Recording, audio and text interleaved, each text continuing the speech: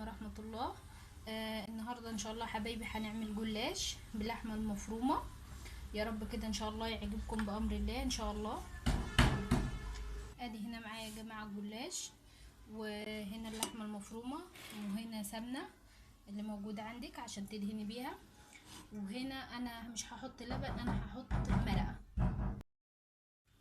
ادي هنا يا جماعة هنبدأ ناخد الجلاش بتاعنا نفرد واحدة واحدة في الصينية كده. بسم الله الرحمن الرحيم.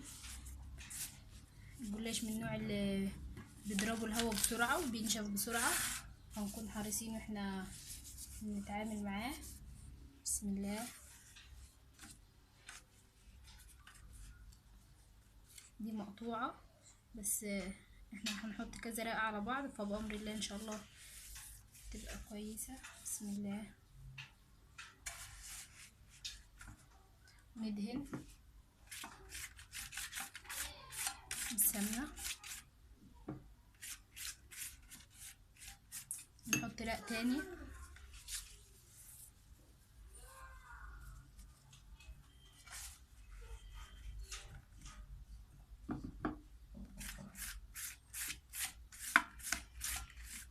نفس الحكاية. هنستمر كده لحد ما نعمل طبقات.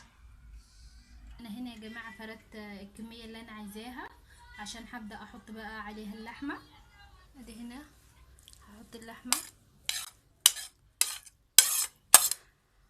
هفردها.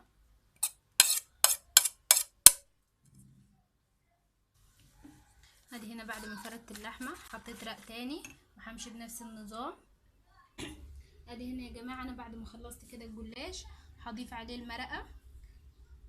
احنا متعودين ان احنا دايما بنحط لبن وبيض، بس انا النهاردة هحط عليه مرقة بتخليه اطرى والذ، وجربوه ان شاء الله تعجبكم بامر الله.